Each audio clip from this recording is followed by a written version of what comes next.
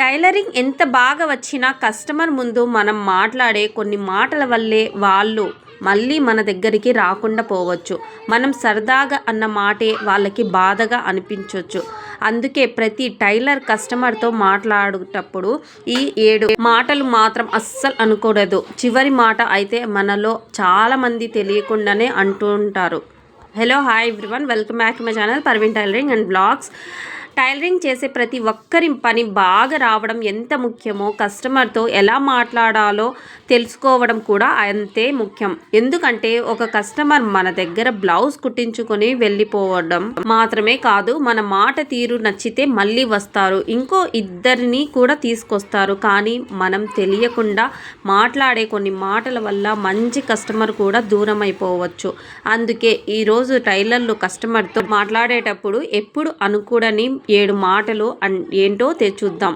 అందులో ఫస్ట్, మీరు చెప్పింది నాకు అర్థం కాలేదు.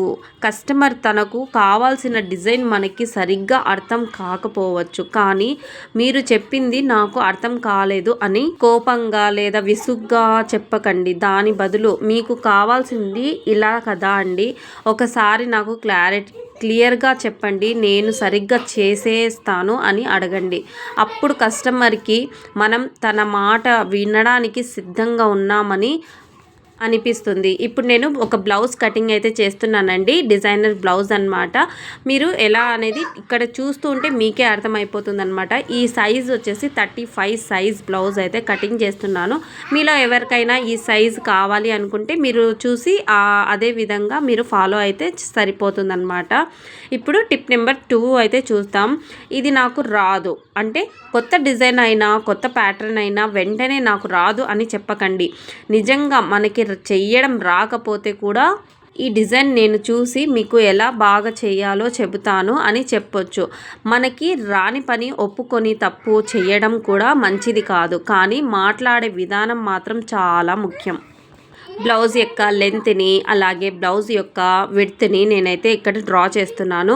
నడుము దగ్గర కూడా మనకు అంటే కొందరైతే ఈక్వల్గా సరిపోతుందండి, కొందరికైతే మనకు నడుము అనేది చాలా సన్నగా ఉంటుంది, చెస్ట్ పార్ట్ అనేది కొంచెం ఎక్కువగా ఉంటుందన్నమాట. అంటే చాలామందికి సెట్ అయిపోతుంది, కానీ కొందరికైతే సెట్ కాదు. చాలామంది కొంతమంది ఎలా ఉంటారంటే నడుము దగ్గర కొంచెం లావుగా ఉంటారు, బట్ చెస్ట్ దగ్గర చూసుకుంటే కొంచెం తక్కువగా ఉంటుంది. అంటే వాళ్ళ చెస్ట్ని బట్టి మనము ఇక్కడ మెజర్మెంట్స్ అనేది తీసుకోవచ్చు అనమాట.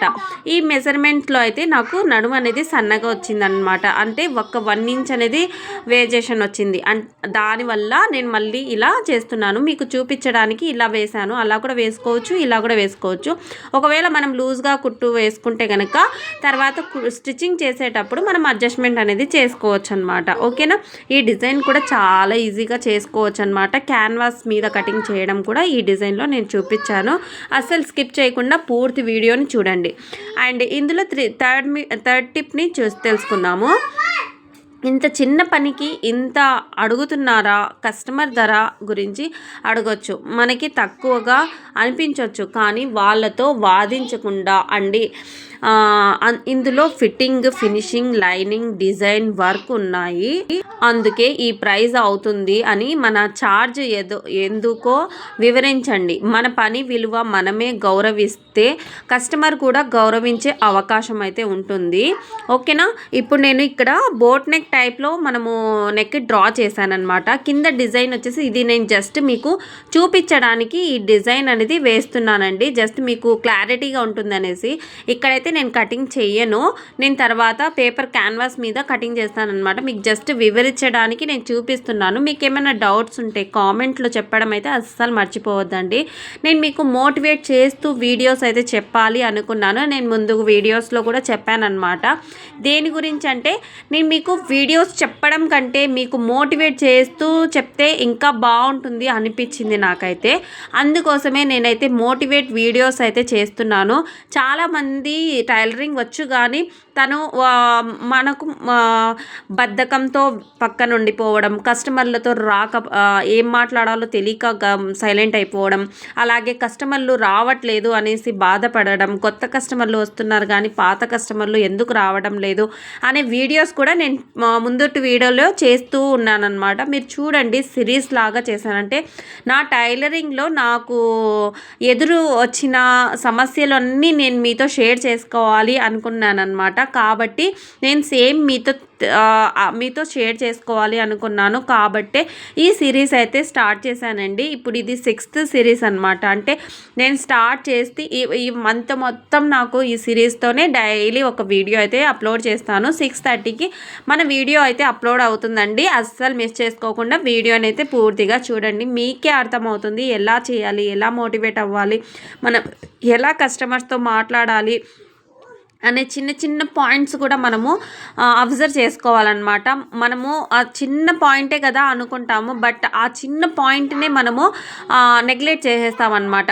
ఇక్కడ నేను ఇంకో పాయింట్ చెప్తున్నాను చూడండి. హుక్స్ పట్టి కాజా పట్టి వేసే చోట నేను ఒక 1/2 ఇంచ్ ఎక్స్ట్రాగా వదిలానమాట. ఇది వచ్చేసి ప్రిన్సెస్ కట్ బ్లౌజ్ అండి. ఇది నేను ఎట్లా డ్రా చేస్తున్నాను, ఎలా కటింగ్ చేస్తున్నాను అనేది కూడా మీరు క్లియర్గా ఎక్స్ప్లెయిన్ చేస్తూ చూడండి, మీకే అర్థమవుతుంది అనమాట. ఓకేనా? టైలరింగ్లో చేయని 4వ టిప్ కూడా తెలుసుకుందాం. మీరు ఆలస్యంగా ఇచ్చారు కాబట్టి ఇలా అయ్యింది. అంటే కొన్నిసార్లు కస్టమర్ ఆలస్యంగా క్లాత్ ఇస్తారు, డెడ్ లైన్ కూడా తక్కువగా ఉంటుంది. అంటే మనకు ఎక్కువ తొందరపడి ఇస్తారన్నమాట. అంటే ఇప్పుడే కావాలి, రేపే కావాలి, మొన్నాడే కావాలి అనేసి. అప్పుడు తప్పు మొత్తం వాళ్ళ మీద వేయకుండా కస్టమర్తో ఇలా చెప్పండి, టైం కొంచెం తక్కువగా ఉంది, అయినా నేను వీలైనంత త్వరలో కంప్లీట్ చేస్తాను అని చెప్పండి. అవసరమైతే ముందుగానే డెలివరీ డేట్ క్లియర్గా చెప్పండి. ఓకేనా? మనము చెప్పే మాటల్లోనే కస్టమర్ అనేది కూల్ అయిపోవాలన్నమాట. అదే మనం గదురుకుంటా నස්සగా చెప్తే కనుక వాళ్ళు మళ్ళీ ఎందుకు వస్తారని మన దగ్గరికి చెప్పండి మీరే ఒకసారి. ఎందుకు వీళ్ళు విసుక్కుంటారు, వీళ్ళ దగ్గర ఎందుకు వెళ్ళాలి అనేసి వాళ్ళ మనసులోనే వచ్చేస్తుందన్నమాట ఆ మాటలు. అందుకే నేను చెప్తున్నానండి, కస్టమర్ని మనం నొప్పించకూడదు. ఎందుకంటే వాళ్ళు ఉంటేనే కదండి మనకు కూడా సంపాదన ఉండేది. ఎందుకంటే వాళ్ళు కదా కస్టమర్ యొక్క కుట్టించుకోవడం వల్లనే కదా మనం కూడా ముందుకు సాగేది. కానీ మన కష్టం కూడా ఉంటుంది, కానీ వాళ్ళతో ఎలా బిహేవ్ చేయాలి అనేది కూడా మనం చూసుకోవాలన్నమాట. ఓకేనా? ఇప్పుడు ఇక్కడ నేను ప్రిన్సెస్ కట్ని మొత్తం డ్రా చేశానండి. ఒకవేళ మీకు ఇది ఎక్స్ప్లెయిన్లో కావాలి అంటే కూడా వీడియో అయితే చేసి పెట్టాను. ఆ వీడియోలో చూడండి, నేను దీని కింద లింక్ ఇస్తానన్నమాట. ఈ వీడియో కింద నేను ఆ వీడియో లింక్ అయితే పెడతాను. మీకు ఎక్స్ప్లెయిన్ చేస్తూ చెప్పానన్నమాట దాంట్లో, ఆ వీడియోలో అది కూడా ఉంది. ఒక్కొక్కసారి చూడండి. ప్రిన్సెస్ కట్ది సపరేట్గా ఉంది, బ్యాక్ నెక్ది సపరేట్గా ఉంది, హ్యాండ్స్ది సపరేట్గా ఉందన్నమాట. ఈ బ్లౌజ్ మొత్తం సపరేట్గా చేసి పెట్టాను. మీరు అది కూడా కావాలంటే చూడొచ్చు. ఇప్పుడు 5th టిప్ని తెలుసుకుందాం. అది ఎవరైనా చేస్తారు అని చెప్పడం. ఇది చాలా చిన్న మాటలా అనిపిస్తుంది, కానీ కస్టమర్కు మాత్రం చాలా బాధ కలిగించవచ్చు. వాళ్ళు మన దగ్గరికి వచ్చారు అంటే మన పని మీద నమ్మకం పెట్టుకున్నారు. అందుకే వాళ్ళు అడిగిన డిజైన్ని చిన్న చూపు చూడకుండా, అవును అండి ఈ డిజైన్ బాగుంటుంది, మీకు ఫిట్టింగ్ చాలా ఇలా ఇస్తే ఇంకా అందంగా ఉంటుంది అని మన సజెషన్ ఇవ్వడం చాలా ఇంపార్టెంట్ అన్నమాట. ఓకేనా? ఇలా చేస్తే కూడా వాళ్ళకు చాలా ఇంప్రెస్గా ఉంటుందన్నమాట. అంటే నా కస్టమర్ అంటే టైలర్ చాలా బాగా ఎక్స్ప్లెయిన్ చేస్తారు, అలాగే నాకు సజెషన్ కూడా చేస్తారు. అంటే ఇలా చేసుకోండి, అలా చేసుకోండి అని కూడా చెప్తారు అనేసి తనకు కూడా ఒక హోప్ ఉంటుంది. అంటే మీరే చూడండి అక్క అనేసి కూడా చెప్తారనమాట. వాళ్ళు మనకే చెప్పేస్తారు. ఆ టైంలో మనకి ఇష్టం వచ్చిన డిజైన్ని మనం డ్రా చేసుకోవచ్చు కదా. ఇప్పుడు ఇందులో చూడండి, నేను ఒక డిజైన్ని బాగా డ్రా చేస్తున్నాను.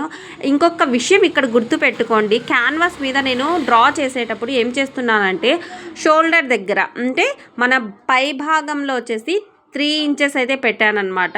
బట్ కింద నేను అంటే మన బ్రాడ్నెస్ ఉంది కదా, అక్కడ వచ్చేసి నేను 2.5 పెట్టాను. ఎందుకు ఇలా పెట్టాను అంటే కనుక బ్రాడ్నెస్ అనేది చాలామంది తొడగరనమాట, చాలా తక్కువగా తొడుగుతారు. అలాంటి వాళ్ళ కోసం మనం బ్రాడ్గా అంటే పైన 3 ఇంచెస్ పెట్టాం కదా, కింద కూడా 3 ఇంచెస్ పెట్టాలి అని ఏం లేదనమాట. పైన ఒక 3 ఇంచెస్ పెట్టినప్పుడు మనం కింద పార్ట్లో 2.5 కంపల్సరీగా పెట్టుకోవచ్చు అనమాట. ఎందుకంటే అది మన ఇష్టం కదా. అక్కడ మనం ఎక్కువ పెట్టేసి చాలా బ్రాడ్నెస్ వచ్చేస్తే కస్టమర్ కూడా బాధపడతారనమాట. అలా చెయ్యకండి. ఇప్పుడు నేను ఇక్కడ చూపించినట్టుగా డ్రా చేసుకోండి, పర్లేదు, ఏ ప్రాబ్లం ఉండదన్నమాట.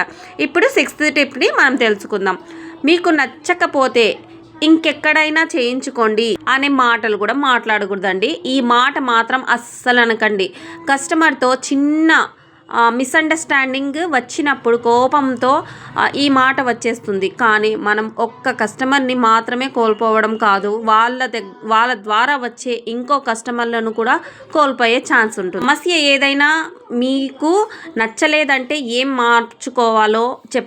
మార్చాలో చెప్పండి. వీలైనంత వరకు సరిచేసి ఇస్తాను అని చెప్పడం చాలా మంచిది. ఇందులో 7th పాయింట్, మీకు నచ్చితే కుట్టించుకోండి. ఇది చివరి మాట కానీ చాలా ముఖ్యమైనది. మనకి కస్టమర్ అడిగిన డిజైన్ నచ్చకపోవచ్చు, కానీ మన అభిప్రాయాన్ని వాళ్ళ మీద బలవంతంగా పెట్టకండి. దాని బదులు మీకు ఈ డిజైన్ నచ్చితే ఖచ్చితంగా చేస్తాను, కానీ నా సజెషన్ ఒక్కటే చెబుతాను, ఇలా చేస్తే ఫిట్టింగ్ ఇంకా బాగుంటుంది అని చెప్పండి. అప్పుడు కస్టమర్కి మనం తన చాయిస్ని గౌరవిస్తామనే ఫీలింగ్ వస్తుంది.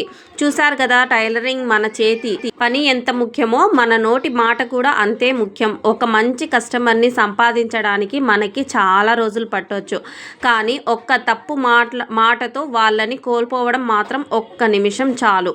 అందుకే కస్టమర్తో మాట్లాడేటప్పుడు కొంచెం ఓపికగా గౌరవంగా మాట్లాడదాం. ఈ వీడియో మీకు ఉపయోగపడితే ఒక లైక్ చేయండి. మీరు టైలరింగ్ చేస్తుంటే మీకు కస్టమర్ల దగ్గర ఎక్కువ ఎదురయ్యే సమస్యలు ఏంటో కామెంట్లో చెప్పండి. ఇలాంటి టైలరింగ్ అండ్ బిజినెస్ టిప్స్ కోసం మన పర్వీన్ టైలరింగ్ అండ్ వ్లాగ్స్ ఛానల్ని సబ్స్క్రైబ్ చేయడం మర్చిపోవద్దండి.